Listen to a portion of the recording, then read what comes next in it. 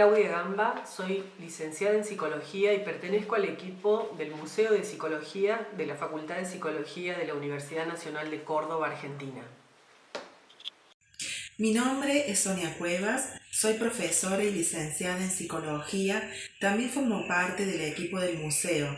Nuestra ponencia Happening y Performance en el museo, construir y resignificar experiencias desde el Museo de Psicología, refleja una experiencia realizada durante la Noche de los Museos. En el marco de las prácticas supervisadas de la Facultad de Psicología, durante el año 2017 y el año 2018, se efectuaron 2 proyectos de intervenciones performáticas realizadas de manera extensionista, cuyo análisis nos permitió caracterizar las nuevas dinámicas de interacción y divulgación de las tareas realizadas en el museo. Esto nos permitió indagar sobre las identidades emergentes en torno a la Noche de los Museos y de las experiencias de los visitantes. Sí. Promueve el aprendizaje activo y constructivo a la vez que estimula la participación de las personas, propiciando oportunidades para trabajar activamente en el logro de nuevos conocimientos que pueden concretarse a través de las tareas académicas.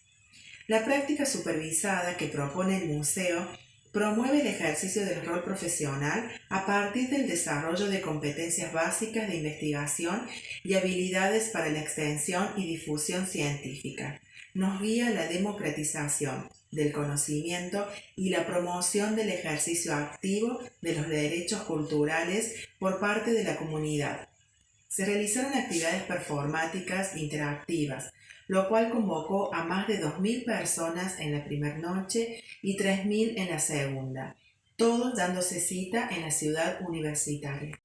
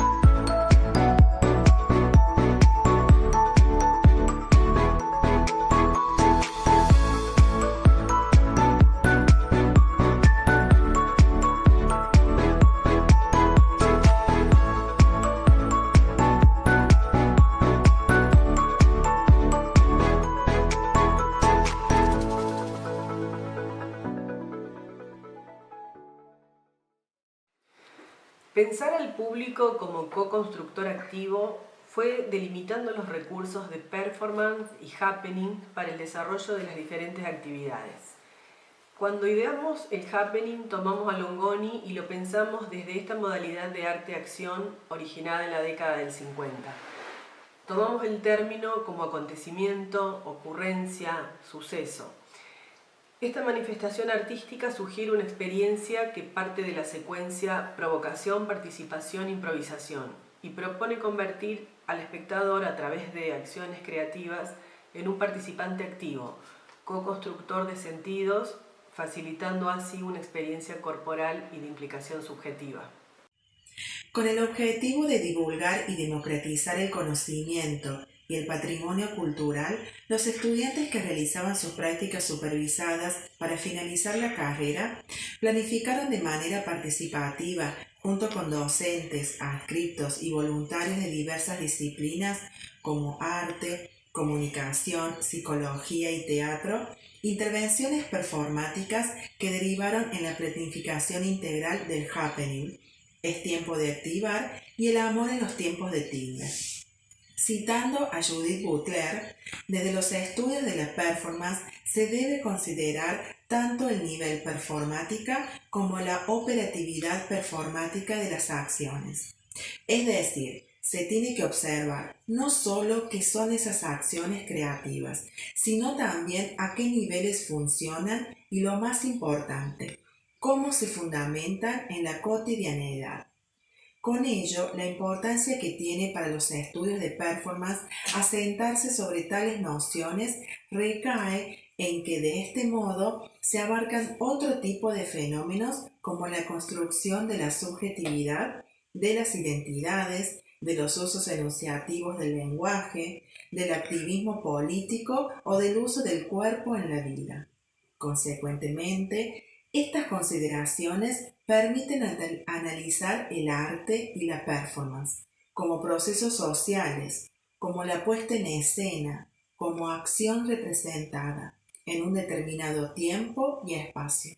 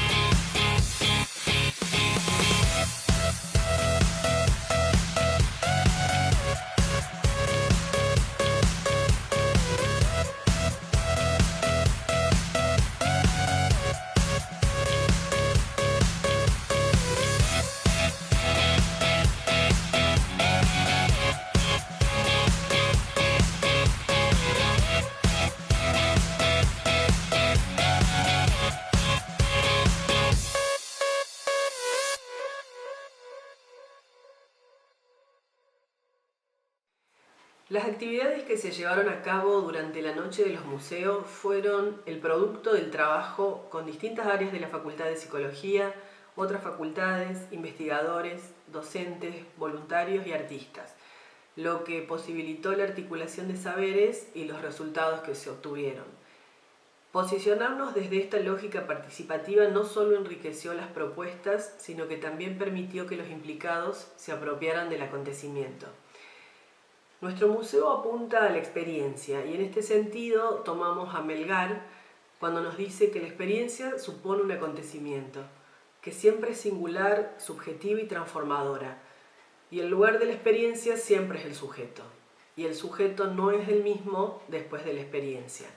Hay un movimiento, una transformación y siempre tiene un componente de incertidumbre, de posibilidad y libertad.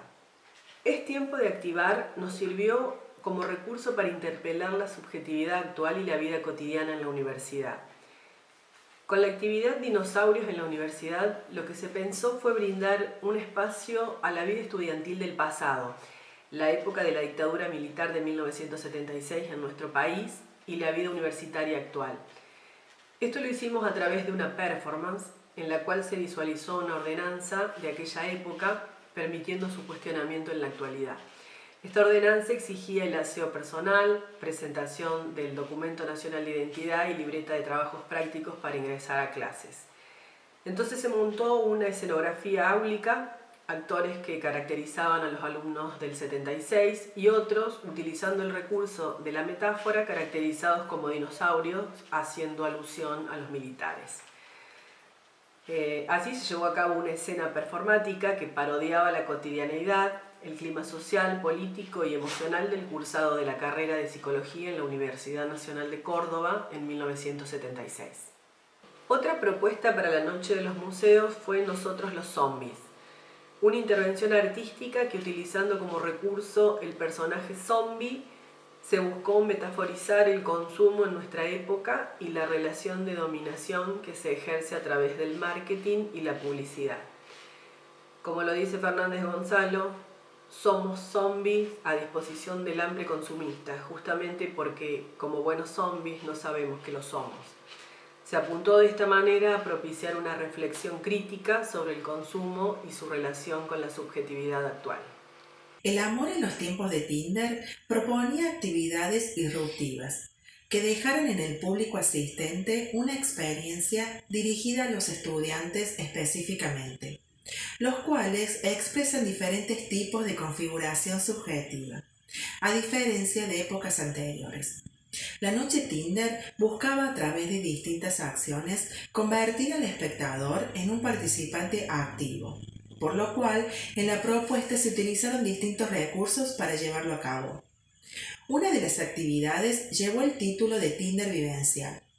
El amor romántico del siglo XVIII y XIX es historia. Hoy las redes sociales y las nuevas tecnologías modificaron la forma de comunicar y de amar. La gran oferta de posibilidades, el anonimato, el no compromiso, el facilismo, el no tener que desplazarse, convierte a Internet en un facilitador de aventuras y fantasías. Cada quien se convierte en la persona que le gustaría ser, a veces muy diferente de lo real. Cambiamos una mirada por una pantalla. Las relaciones se despersonalizan, se deshumanizan, se virtualizan y se convierten en algo industrial. La aplicación se convierte en una herramienta básica, seca, fría, artificial y muy impersonal, en la que se pueden perder esa química. Hoy no hay tiempo para el romance, los poemas o el diálogo intenso y constante. Los ritmos de este nuevo contexto capitalista, globalizado y postmoderno presionan. Las nuevas opciones de elegir permiten adaptarnos a nuevos vínculos que satisfacen la idea de amor actual. Muchas personas tienen naturalizado este tan complejo proceso de interacción y selección virtual, y se busca romper con esto, llevando esta experiencia digital a una vivencia física. Vivimos en un contexto en donde la masividad y los cambios tecnológicos no dan tregua a las categorías espacio y tiempo. Los dispositivos virtuales se muestran como aliados y herramientas, a la vez que buscan llenar el vacío que produce la soledad de una sociedad conectada en redes digitales, pero no en redes humanas, en una sociedad que ha desgastado la colectividad y sobrepone la individualidad y alejamiento de las y los otros. Hoy los museos comienzan a ser lugares donde pasan cosas. El Museo de Psicología de la Universidad Nacional de Córdoba interpela esta misma función, llevando hacia afuera las investigaciones realizadas en él, como actividades de extensión hacia la comunidad para que la misma pueda ser partícipe de la generación de nuevos espacios, invitando a la comunidad a construir, reconstruir y resignificar experiencias activamente a medida que se involucran en las actividades propuestas. El MUPSI es un museo comprometido socialmente, sabiendo que las personas llegan a los museos buscando experiencias sociales, van a pasar tiempo con los amigos, con la familia, con otras personas, les gusta observar. En esas experiencias actúan como intermediarios, facilitadores, están más interesados en lo que el museo les ofrece socialmente. Les atraen los eventos que implican diversión, actividades en grupos y socialización.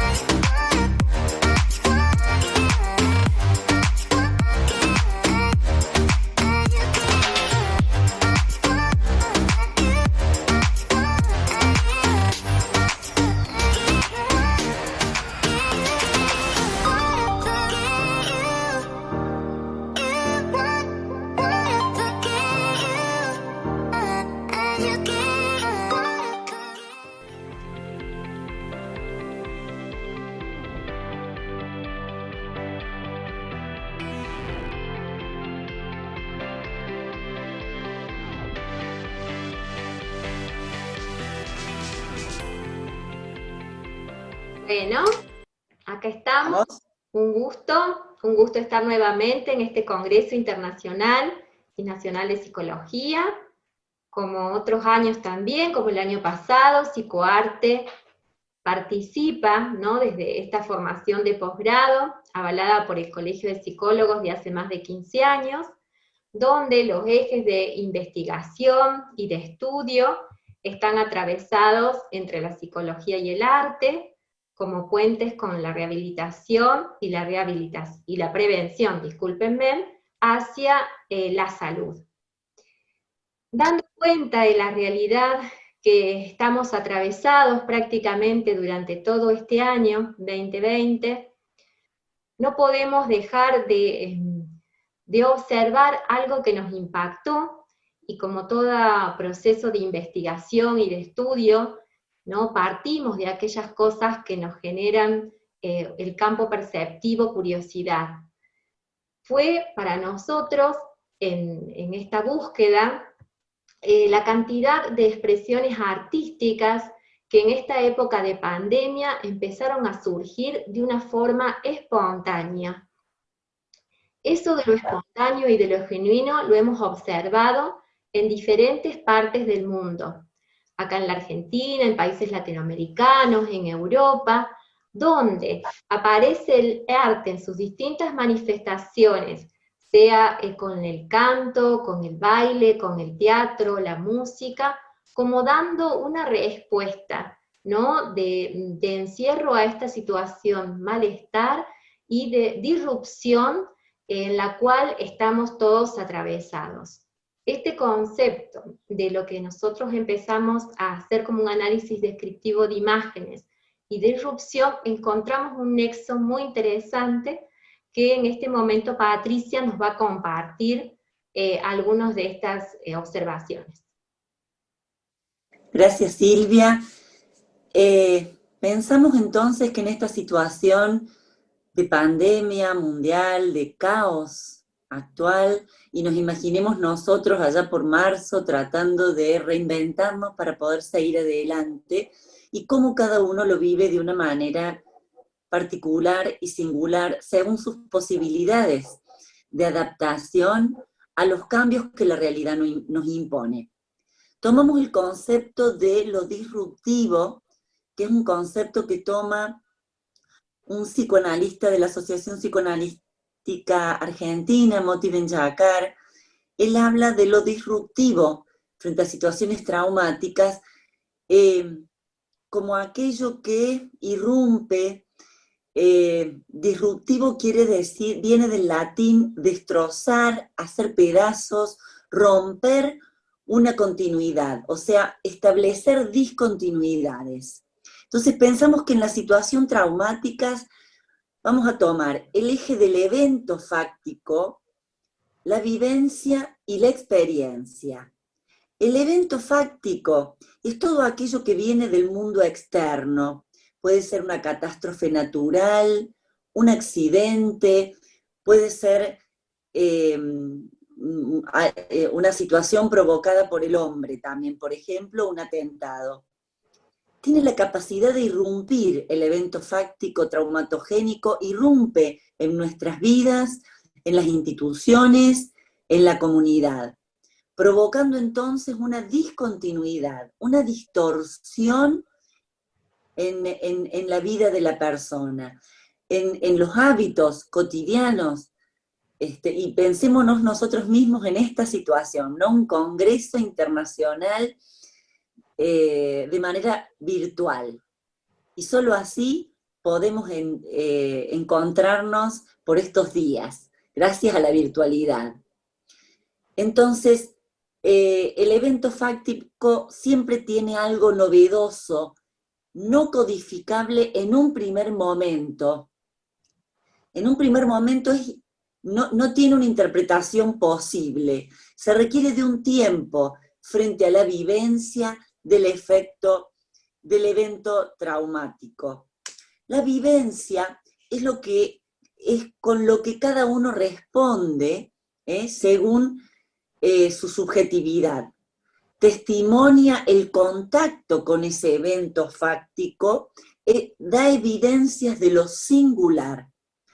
¿Por qué? Porque se articula con el afecto que cada uno le pone a la situación de la vivencia frente a la experiencia, es decir, el encuentro con ese evento externo traumatogénico. Cuando es excesivo, decimos entonces, hay una vivencia traumática. ¿Qué sería entonces la experiencia?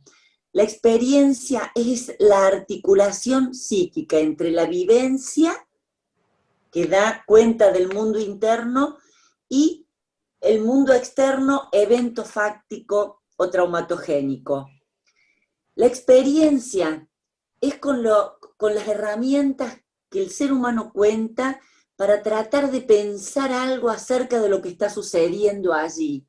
Es decir, que ya la experiencia nos da la posibilidad de comunicar algo, de relatar algo acerca de ese evento. Y entonces ahí podemos ligarlo con algo del orden de lo creativo frente a la situación disruptiva, que funciona como una amenaza, que remite a lo inesperado, a lo extraño, a lo ominoso.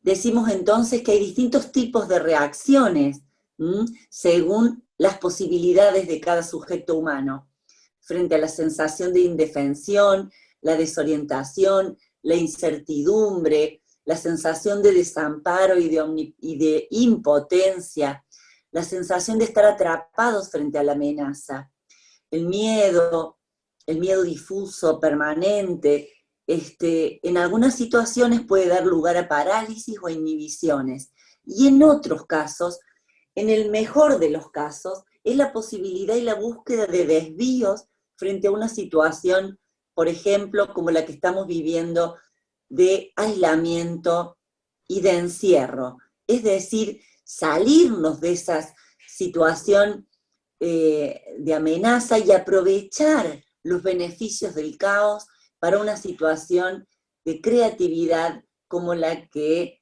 hemos estado pudiendo percibir todos a través de las redes, que es un poco nuestro objeto de observación de estos últimos meses aquí en Psicoarte, conjuntamente con Silvia, conectadas obviamente, no solo por el deseo de continuar, sino también de seguir investigando y seguir enlazadas en la búsqueda de todo lo que tiene que ver con lo creativo, con la despatologización, esa palabra tan rara, pero que a nosotros nos interesa resaltar y que tiene que ver con rescatar las posibilidades que cada sujeto humano tiene frente a una situación cualquiera sea.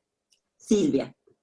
Perfecto. Bueno, si prestamos atención un poquito recién a lo que planteaba Patricia, de estas puertas de salida, ¿no? Como es la creatividad para las situaciones disruptivas, nuestra investigación meramente descriptiva en su análisis tiene que ver con las manifestaciones que se han viralizado en estos meses, donde a través de diferentes aparatos tecnológicos y las redes, hemos visto estas serenatas, conciertos en los balcones, recitales, espectáculos teatrales, donde la puesta en escena de esta forma espontánea, en compartir, ¿no? En conjunto la mirada de los otros, puestas a lo mejor en un escenario dentro de un barrio, dentro de edificios aledaños, las vivencias grupales generaron esa importancia o estos puentes vinculados con la salud y la comunicación,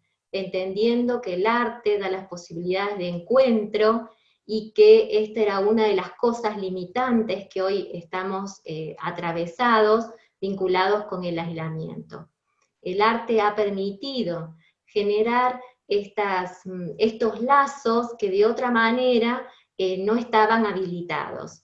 El tiempo no nos es generoso en relación a mostrarle la sucesión de imágenes que hemos recolectado para luego poder hacer este análisis de las mismas de una forma denotativa, describiéndolas y detallándolas aquellas cosas en comunes que podemos pensar o indicadores, como los aspectos denotativos vinculados con los aspectos más afectivos, como recién hablaba Patricia, ¿no? Las vivencias disruptivas están atravesadas por los afectos, pero sí vamos a terminar esta pequeña exposición, a lo mejor mostrándoles lo compartido desde el ámbito de la educación.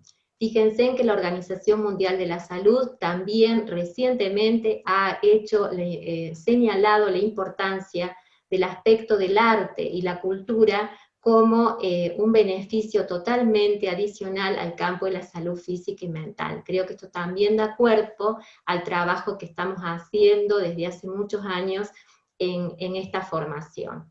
Con respecto a las aulas virtuales, el arte también ha favorecido hoy en la educación a estas situaciones disruptivas. Y como un ejemplo para que nos quedemos pensando y sigamos investigando en esta línea, ustedes a lo mejor, porque esto también se viralizó en las redes, una maestra, ¿no? en una escuela en Mendoza, plantea a los niños realizar un trabajo de plástica con lo que tengan en su casa. Indudablemente que las situaciones son diferentes para cada niño, y el ejemplo que la maestra se quedó totalmente asombrada, como nos pasó a nosotros al rescatar estas imágenes, es que este niño en extrema vulnerabilidad logró dar una respuesta sumamente creativa a esta consigna totalmente abierta de la mamá, y con lo que realmente tenía en su casa hizo, ¿no?, algo mágico, con todos elementos de reconstrucción y reciclables conjuntamente ahí con su hermanito. Este trabajo, por medio de una foto, llega a la maestra, y la maestra con mucho orgullo y agrado lo comparte, ¿no?, a la comunidad en general, y por eso nos pareció importante compartirlo con ustedes. Bueno, muy agradecidas de poder estar en este congreso nuevamente. Nos saludamos y dejamos ahí nuestro correo electrónico para seguir en contacto con aquellos que les interese este tema y seguir aprendiendo. Sí, Patricia. Muchas gracias, y es un gusto seguir enlazadas y haciendo camino a pesar de las circunstancias. De eso se trata. Muy bien. Chau, chau a todos.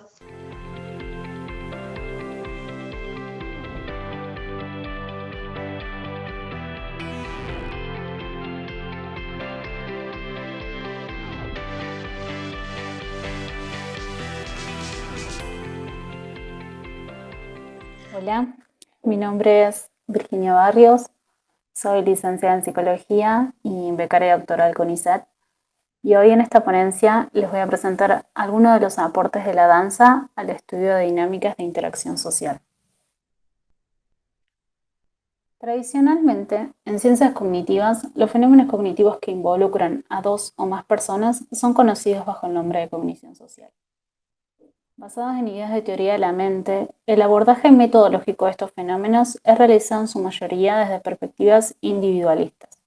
Esto es, enfocándose en reacciones, pensamientos, comportamientos y emociones que experimenta o realiza una persona en un contexto social, ya sea en tiempo real o a través de estímulos como una foto o una película.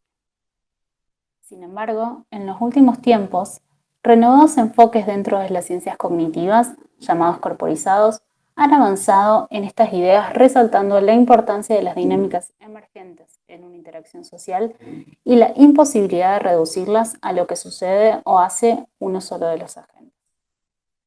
Particularmente, el enfoque en activo considera la interacción social como el acoplamiento de al menos dos agentes autónomos cuya regulación se centra en aspectos del acoplamiento.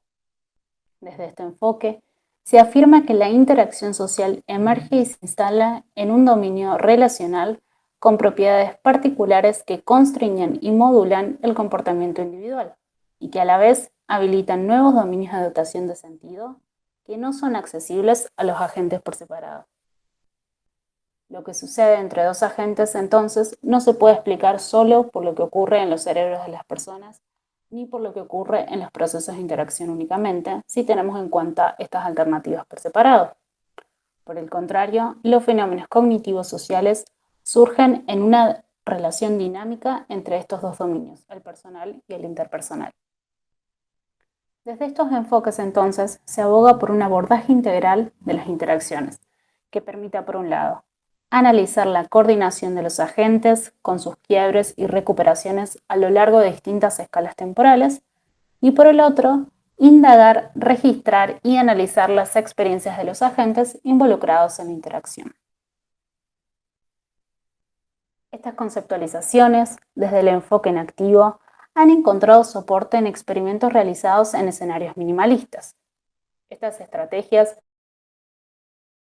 buscan reducir la complejidad de los escenarios para facilitar su análisis sin sacrificar el abordaje integral del sistema. En concreto, los estudios se han llevado a cabo mediante plataformas virtuales de 1 o 2 dimensiones, con movimientos restringidos a las mismas y con información táctil o sonora binaria, todo o nada, de acuerdo a la consigna. Más allá de la diversidad de estos estudios y consignas, en la mayoría, dos participantes distanciados entre sí tenían como tarea interactuar por medio de esta plataforma. Los resultados dan cuenta que las dinámicas de coordinación sensorimotora que posibilitan la interacción no se explican en relación a los comportamientos individuales de cada uno de los participantes, sino que emergen a partir de la dinámica colectiva. No obstante, las críticas a estos estudios son varias. Entre ellas, si realmente existe la posibilidad de que estudios en escenarios minimalistas puedan dar cuenta de lo que sucede en interacciones de mayor complejidad. Para aproximarnos a una respuesta a estas críticas, fuimos entonces en la búsqueda de fenómenos sociales que permitan un análisis detallado de la interacción y que tengan lugar en contextos naturalistas. Es ahí en donde encontramos a la danza, que pensada por algunos autores como una forma de arte participativa, relacional y corporizada, en donde se crean y comparten sentidos con otros a nivel corporal, la danza aparece como un ámbito beneficioso para el estudio de la interacción social en un escenario de mayor complejidad, que habilita un mayor involucramiento del cuerpo y mayor libertad de acción de parte de los agentes. Algunas de las características que hacen a la danza especial para el estudio de las interacciones son, en un principio, que se trata de una interacción que ya es socialmente relevante por sí misma, sin necesidad de imponer una tarea artificial o algún tipo de motivación extrínseca. A su vez, se desarrolla en una amplia gama de escenarios, desde artísticos hasta recreativos, permitiendo entonces estudiar diversos fenómenos sociales. Por otro lado, los patrones de información extraíbles de la danza son el resultado de los grados de coordinación y sincronía interpersonal y no solo del comportamiento de un bailarín. Y a nivel más metodológico, permite la posibilidad de regular los patrones de interacción a partir de coreografías que varían en distintos grados de flexibilidad, desde las más directivas y controladas hasta la improvisación libre. A partir entonces de los estudios que llevamos a cabo, vemos que se destaca la elección de danzas improvisadas a la hora de estudiar interacciones, ya que estos procesos llevan a los bailarines más allá de los patrones de movimiento y formas de comportamiento habituales hacia un mundo de posibilidades donde nuevas maneras de moverse pueden ser descubiertas y experimentadas. Y por otro lado, resaltan la elección de dos tipos de danza a la hora de estudiar interacciones: el tango argentino y, dentro de las danzas contemporáneas, el contact improvisation. Se destacan estas dos porque involucran necesariamente a dos personas para que se pueda bailar, y mientras que la primera utiliza el abrazo como base de la interacción, la segunda utiliza el contacto físico permanente. Ahora nos enfocamos entonces en los abordajes metodológicos con los cuales se llevaron a cabo estas interacciones. En primer lugar, la mayoría de los estudios revisados apuesta por un enfoque de tipo fenomenológico en pos de ahondar en la experiencia personal del bailarín a la hora de bailar con otros. Son múltiples las herramientas para este enfoque y se destacan las entrevistas de explicación, en donde los entrevistadores facilitan y ayudan al bailarín para que pueda describir detalladamente su experiencia.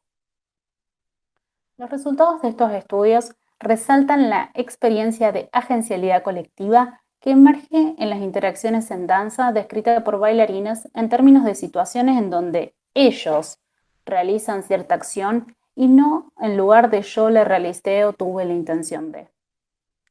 Los reportes de las experiencias revelan que los bailarines perciben, en momentos en donde se mueven juntos, una sensación difusa de quién es el que inicia el movimiento. En palabras de un bailarín, hay formas y momentos en donde no somos más dos agentes separados. Por el contrario, en situaciones de baile colectivo en donde uno de los bailarines se centra fijamente en lo que ella o él quiere hacer, puede fallar completamente en interpretar o comunicar a su compañero la invitación, generando así momentos de incomodidad e indecisión. A partir de detallados reportes de experiencia, los resultados apuntan a que en situaciones de baile colectivo, precisamente improvisación, los bailarines atraviesan diferentes fases. Una de ellas es esa sensación de unión con el otro que lo transporta a un tipo especial de agencialidad, el nosotros, que no implica ya una reducción de la agencialidad individual, sino un aumento de la misma. Es decir, por momentos se pasa de la primera persona del singular a la primera del plural. Asimismo, la experiencia de bailar con otros descansa en mecanismos perceptuales y dinámicos específicos en distintas escalas temporales que dan lugar a la vez que son generados por esa sensación de unión con el otro. Por otro lado, las interacciones en danza se pueden abordar desde perspectivas de tercera persona, analizando los patrones de coordinación de los bailarines. En los estudios revisados, la toma de datos fue realizada por distintos métodos. Como vemos en las imágenes, en algunos casos los datos se adquirieron a partir de sensores colocados en distintas partes del cuerpo o con cámaras Kinect que permiten capturar estos movimientos, y luego recreaciones como las que se ven en el video. En otros casos, se categorizaron distintos parámetros de movimiento a partir de la observación.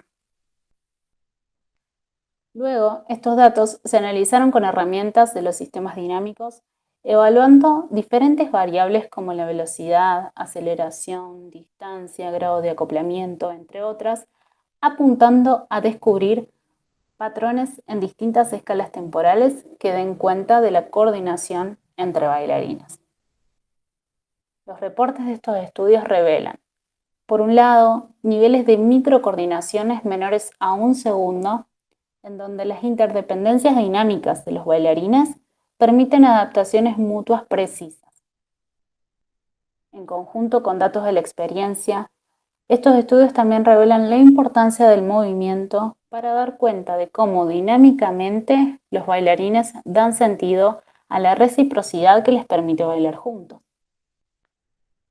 También que a partir únicamente de acoplamientos sensorimotores es posible identificar diferentes patrones de interacción que dan cuenta de la emergencia de roles como líder-seguidor, así como formas de interacción como la toma de turnos. En algunos casos, se pudo observar que los liderazgos fueron compartidos y emergentes en tanto la interacción se iba desarrollando, y en otros, la toma de turnos para liderar era esencial a la hora de interactuar. Estos resultados permiten detallar a nivel de microescalas patrones de interacción sensorimotora variantes en el tiempo que de otra forma no podrían ser analizados y que contribuyen a la comprensión de la interacción como fenómeno emergente, dinámico y autónomo. Para ir resumiendo, a partir de esta revisión pudimos establecer, por un lado, características y eventos propios de la danza que la convierten en un escenario valioso para el estudio de interacciones sociales complejas, en tanto habilita un gran involucramiento del cuerpo y amplios grados de libertad de movimiento. También que la danza permite un abordaje metodológico integral que considera la experiencia personal de los bailarines y el análisis dinámico de los patrones emergentes de su interacción. Los resultados de estos abordajes, además de estar afines a los enfoques en activos, plantean la apertura a nuevas formas de investigar aplicables a otros ámbitos de las ciencias cognitivas. Entonces podemos decir que acercarnos y reconocer los aportes de la danza en el estudio de la interacción social es un primer paso para establecer diálogos entre escenarios de mayor complejidad y escenarios minimalistas que enriquezcan la comprensión de dinámicas de interacción social, al mismo tiempo que nos ofrece herramientas para lograr un abordaje metodológico integral de la cognición. Bueno, de esta forma concluyo mi presentación. Muchas gracias.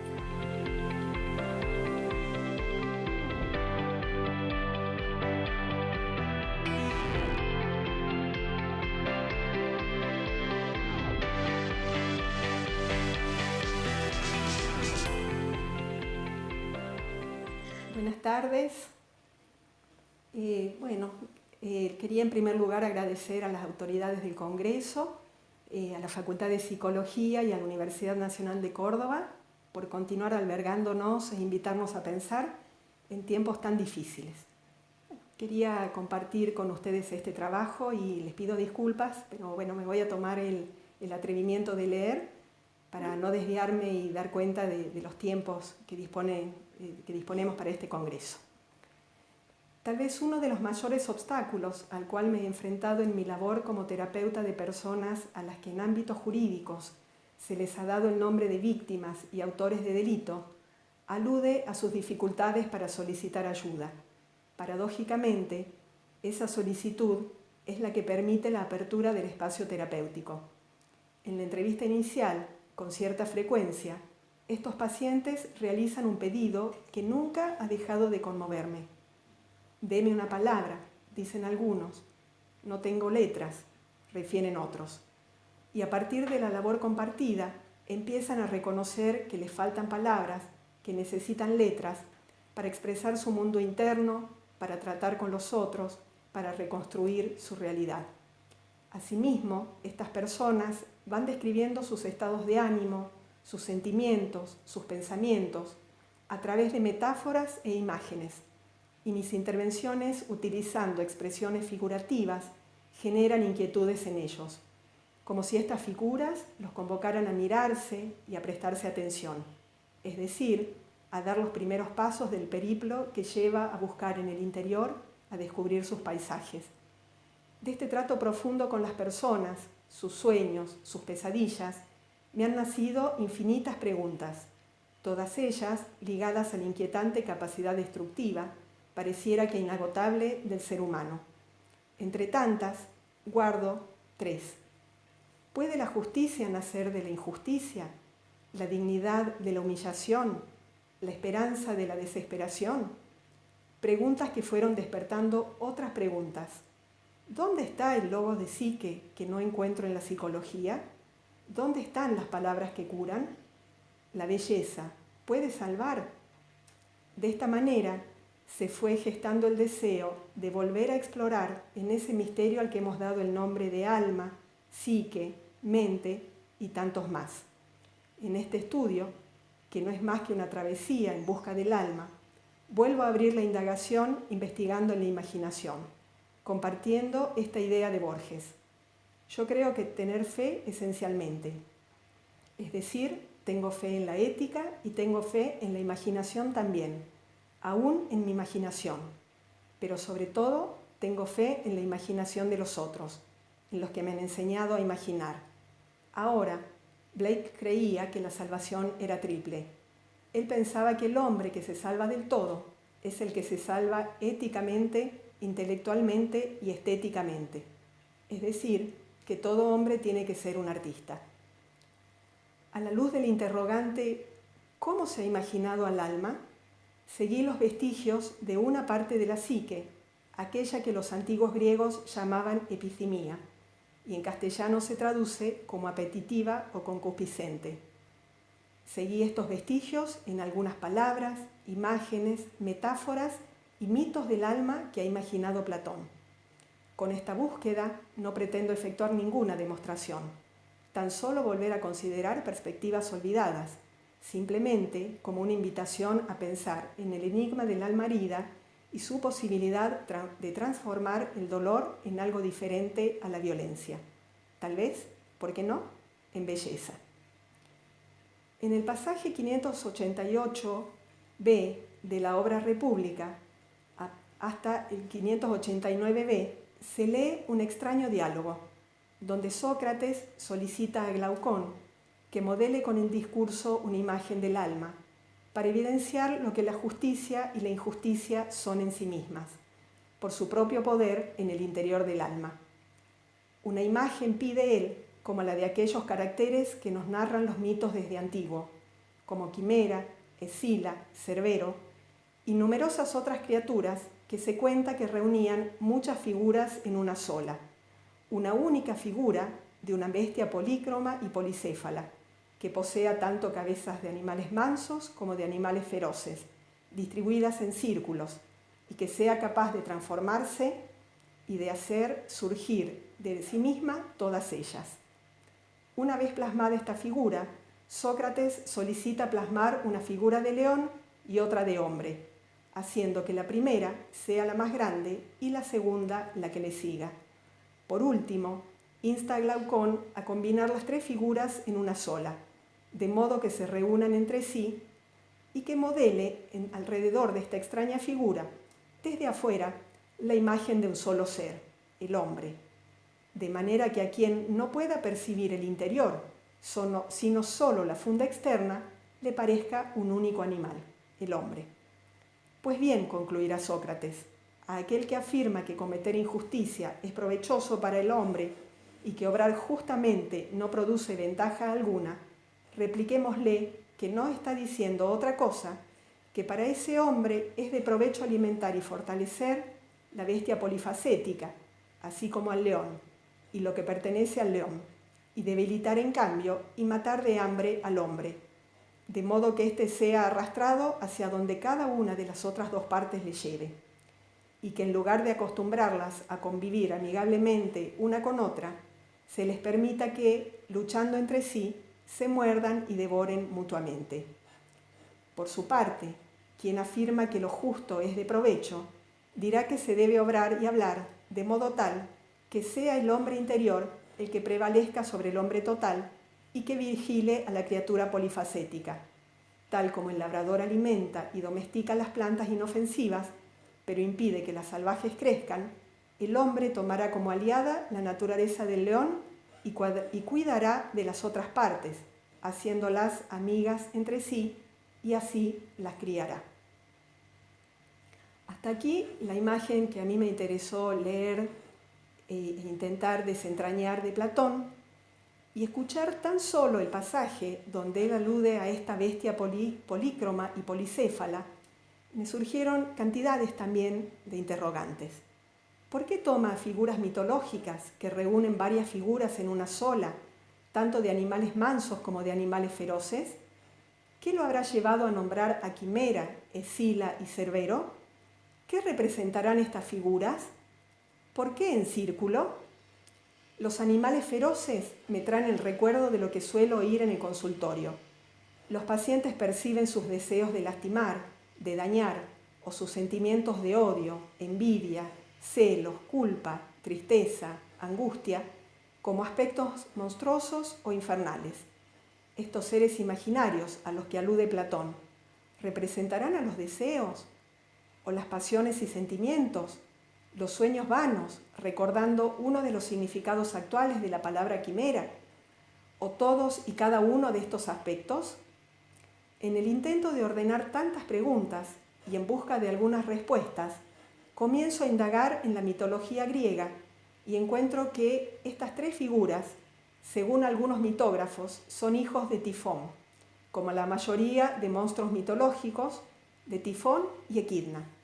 Y continúo indagando en Tifón, padre de estos monstruos, en la palabra Tifón, el mito de Tifón y Tifón como posible metáfora.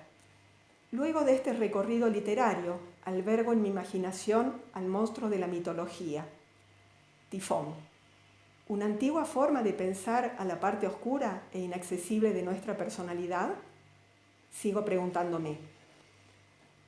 En esta figura de Tifón se guardan ecos de la inmensidad y el poder indómito del mar.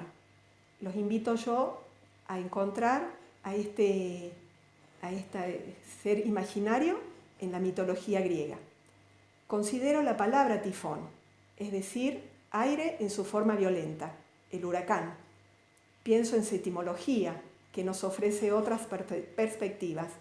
Por un lado, la raíz griega, que se hermana con la palabra thymos, que en griego significa el alma ardiente, residencia de la cólera. No es difícil concebir que el pecho guarda un volcán que acecha, o en palabras de Freud, una caldera de excitaciones borboteantes. Por último, si atendemos al latín fuscus, del cual deriva también esta etimología, nos encontramos con el interior profundo, donde la oscuridad confunde las ideas, la parte inaccesible de nuestra personalidad, como dijera el padre del psicoanálisis. Extrañamente, estas imágenes las escucho también en el relato de los pacientes. Ellos, con cierta frecuencia, refieren estar en una tormenta, un huracán.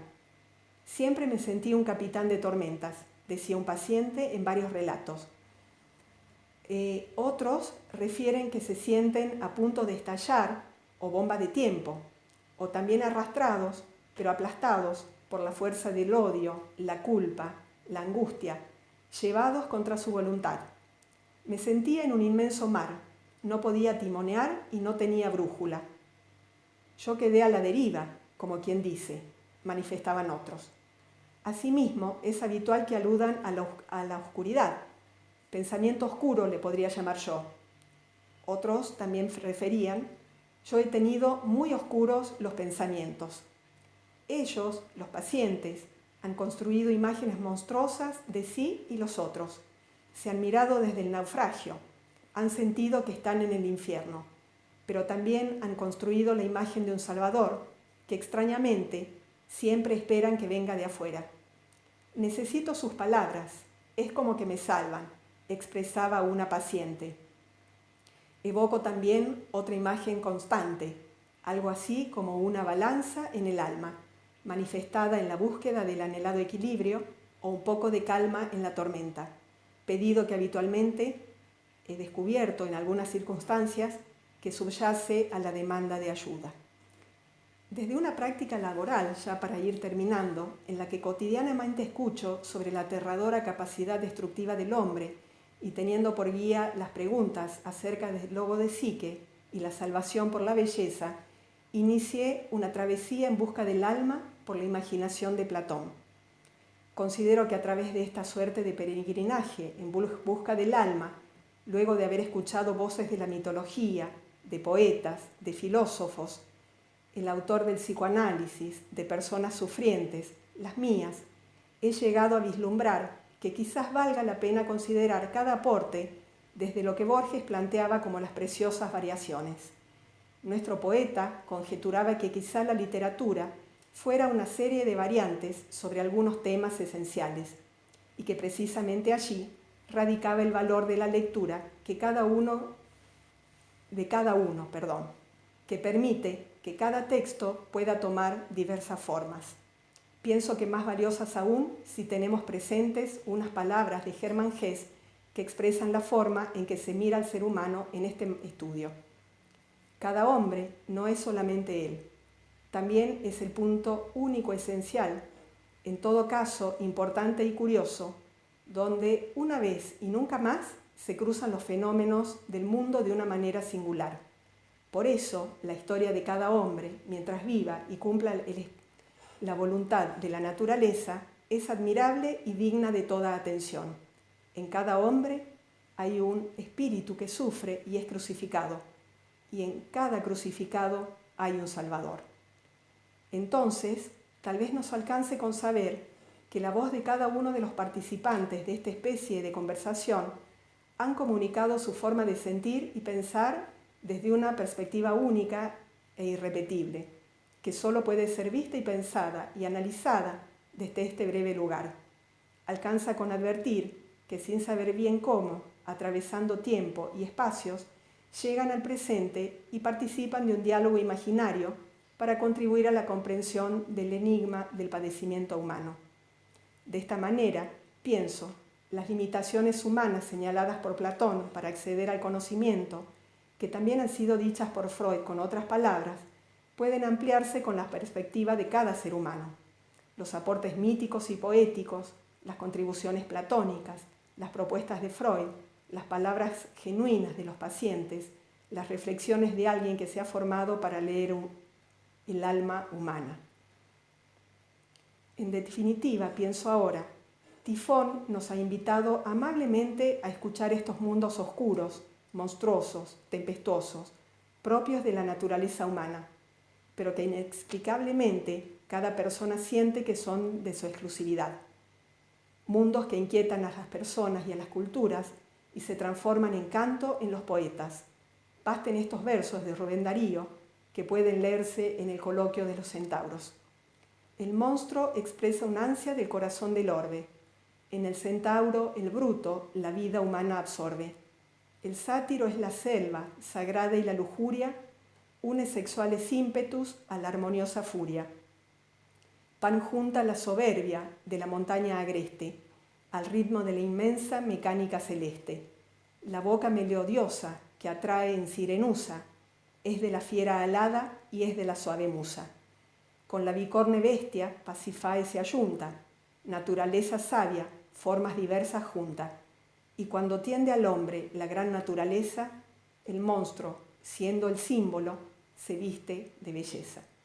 Bueno, muchísimas gracias por la escucha y la tolerancia. Quedo a disposición de sus reflexiones, sus preguntas o lo que quieran compartir con nosotros. Muchas gracias.